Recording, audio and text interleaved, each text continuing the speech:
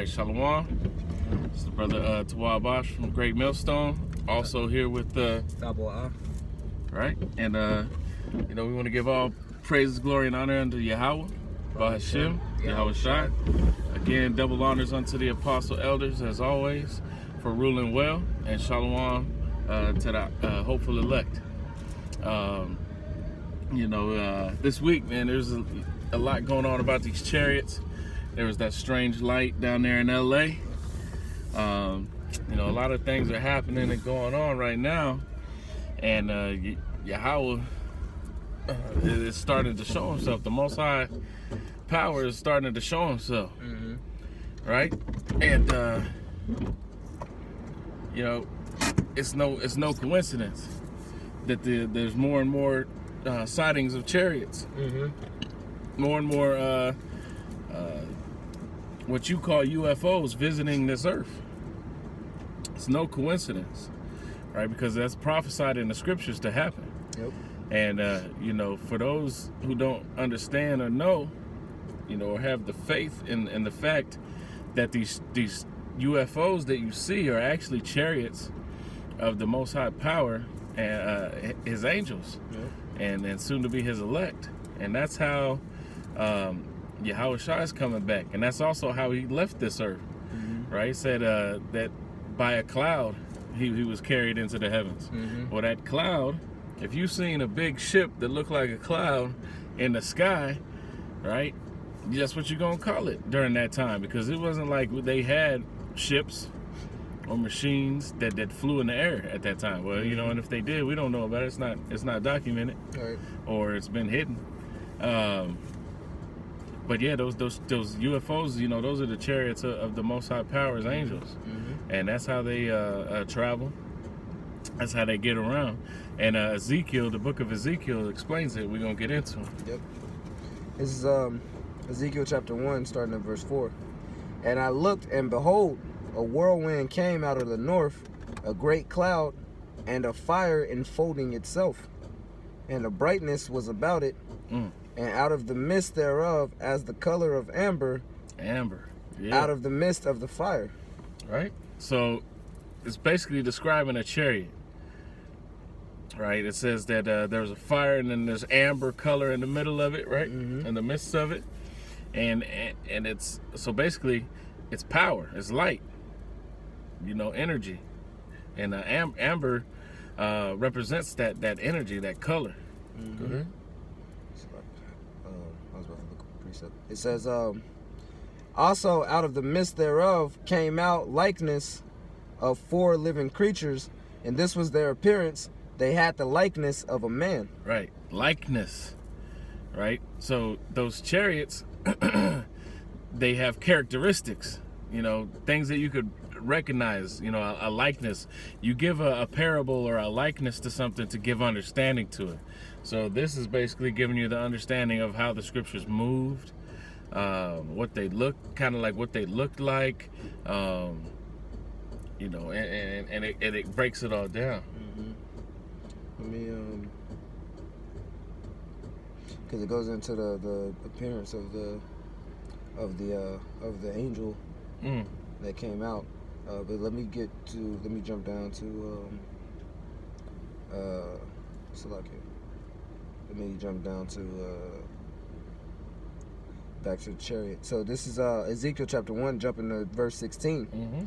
The appearance of the wheels and their works was like unto the color of a beryl. Right. So you can see, Salakia, which is green. Yep. So you can see, like, when these chariots, sometimes they'll change colors. They'll be sitting there amber, bam, and then it says it's like a wheel within a wheel.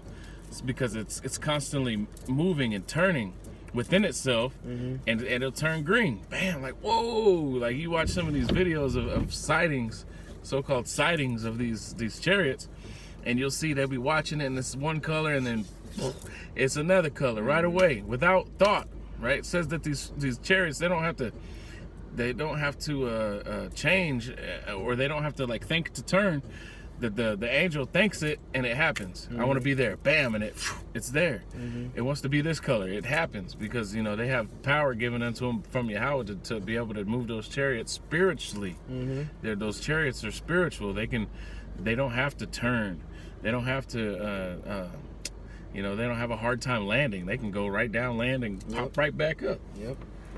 It says, and they four had one likeness in their appearance, and their work was as it were a wheel in the middle of a wheel. Right? Like I said, it looked like it was a wheel in the middle of a wheel, constantly turning, shifting, right? And a lot of those sightings you can see that what is described here in the scriptures, right? That's how we know that those are the chariots of the Most High. That's why the videos will be picking up 3 bright orbs or 3 bright lights, and they'll change different directions and whatnot. Those lights, sometimes they'll spread apart, sometimes they'll come closer together, but they all move in tandem one with another.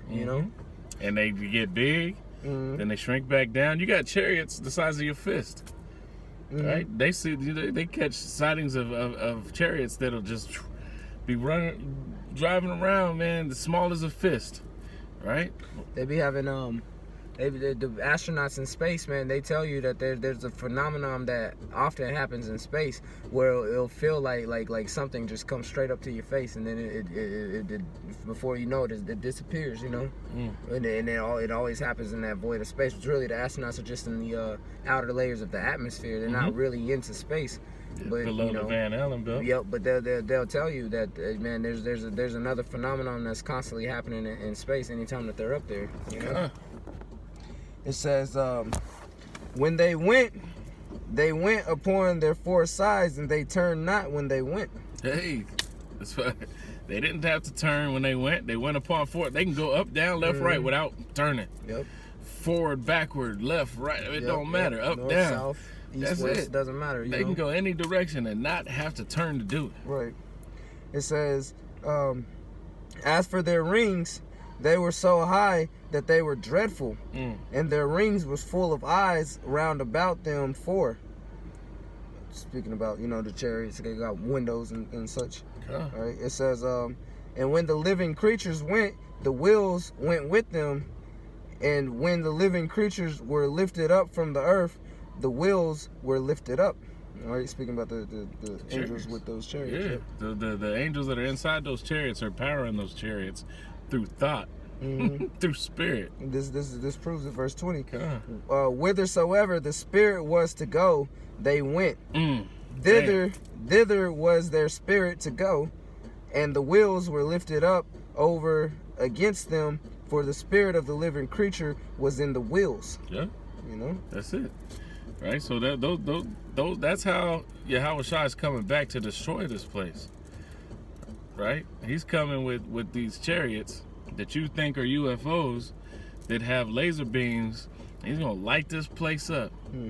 Right, it says that he didn't come to bring peace on earth but a sword. That's right. And he gonna bring that sword. Right, and it's not gonna it's not gonna be slack. That's right. As some men count slackness. Yep. This is you want the second Ezra next or the Exodus? Let's do the Exodus. The Exodus. And this is just an account, for edification's sake, of a chariot in the scriptures. And again, it calls it a cloud, just like when Yahweh Shai left, there was a cloud. When Israel was leaving Egypt, they had a cloud that covered them by day. Yep. Kept them from burning up in that desert. They would have died out there without that. And at nighttime, they had to keep traveling because they were fleeing. So it was a light, a pillar of light by night. A fire by night and a cloud by day. Yep. All right, so that chariot was there that whole time, guiding Israel to where they needed to go and protecting them. And it's the same thing when Yahweh Shai left. Also, when Moses went to the mount, there was a cloud over the mount. That was a chariot. Right? That's right. This is Exodus chapter 13, start at verse 21. And the Lord went before them by day in a pillar of a cloud to lead them the way, and by night a pillar of fire to give them light to go by day and night. That's right. It says the Lord. So was that Yahweh Shai in that chariot? That's the Most High Power, Yahweh. It says the Yahweh. Lord capitals. Oh, okay, you Yahweh. know, which really it was the Lord. He sent either way. He sent an ambassador to have that chariot there. Yeah. You know what I'm Okay. saying? Whether it was him himself or whether it was an angel or whether it was Yahweh Shai. You know, the children of Israel knew that was the Heavenly Father that was doing that for them, sending that pillar, that cloud, to actually guide them in the way of which direction they should go. That's you know? right, because nothing happens without the Most High willing it. That's right. It says, he took not away the pillar of the cloud by day, nor the pillar of fire by night from before the people. Right? So like I said, that's just a example of the chariots in the scriptures. They're all throughout the scriptures. But that's an easy depiction for people to see that, okay, they're walking during the day, something covered them. A cloud isn't just going to hover over them and follow them. Do clouds do that now? Now they could. The Most High could force that to happen, right? And he could even had the chariot there and covered the chariot up with a cloud. And he could have covered it up at night with fire. Yep. Right? It says it's amber and it had light. It was in the midst of a fire, right? So, and if you, in those days, you seen a bright light in the sky, the bright light that you knew was fire, so you called it fire. Just like when they had visions of ICBM missiles, it looked like the shape of an arrow that was on fire. Yep. When they had that big blast of fire going behind it, so it looked like a mane of a lion. Yeah. You see what I'm saying? They can only describe things based off of their reference points. Even us right now, if we was to see something that was way far futuristic from us, we'd be like, damn, man, America's still there. So we'll be calling that place America. Man, I seen that in America. This is gonna be going on, and this is gonna be going on. Just like they was referring back to Babylon or referring Syria. to Egypt, you know, or referring to Sodom and Gomorrah, because that's what they had as an example. You know, that's what they had as exactly like a reference point. You know, so it'll be the same thing with us. We can only explain things in modern tongue because we don't know what word they're gonna have for whatever comes about in the future, man. You know, if we was to see visions of the kingdom, we wouldn't be able to. We'll have to call it we'll have to describe it by the words that we're using now. We wouldn't be able to call it whatever its actual name is going to be. You know, we wouldn't know it. Because we wouldn't know it yet. Exactly. This is just because you mentioned this a couple times, so I figured I might as well pull it. This is Acts, the 1st chapter. All right. I'm gonna start at verse 9. And they're speaking about when Yahweh Shai was speaking. All right. And when he had spoken these things, while they beheld, he was taken up, and the cloud received him out of their sight. He was taken up, so that means he was beamed up. That's right. To the cloud, and then it took him away. Yep. Woo-wee. And that's how he's coming to get his elect, the same way. Yep. What it's really speaking about is that he was beamed into the chariot. They saw the chariot, you know what I'm saying? But once he was inside the chariot, they couldn't see him anymore. So he was out of their sight, you know? It says, and while they looked steadfastly towards heaven as he went up, right? Yep. As they was looking up at the chariot as the chariot was ascending, behold, 2 men stood by them in white apparel. Which also said, ye men of Galilee, why stand ye gazing up into heaven? This same Yahweh Shai, which is taken up from you into heaven, shall so come in like manner as ye have seen him go into heaven. Right, he's coming back the same way he came, in a chariot. Yeah, these scriptures is beautiful, man. Yeah. The scriptures, man. There's nothing better than the scriptures, man. That's right. All right. And we're gonna get one more scripture out, and and then get up out of here. This is 2nd Ezra. This is 2nd Ezra, chapter 9, verse 2. It says, then shalt thou understand that it is the very same time wherein the highest will begin to visit the earth which he made. God.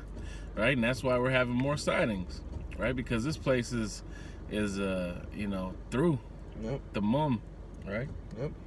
And he's starting to visit the earth which he made, because he's about to destroy this place. So he's sending forth his angels, and they're keeping tallies. They're always watching, seeing what the elect's doing. Counting the elect, knowing they're waiting for that 144th to be elected and sealed. And then this is it. That's it. It's over. That's it. That's it. For Esau is the end of the world, and Jacob is the beginning of that. The beginning of that which followeth. That's right. Yep. So with that, we want to give all honor and glory and praises unto Yahweh, Yahweh, Ba'ashem, Yahweh Shai, and say Shalom. Shalom.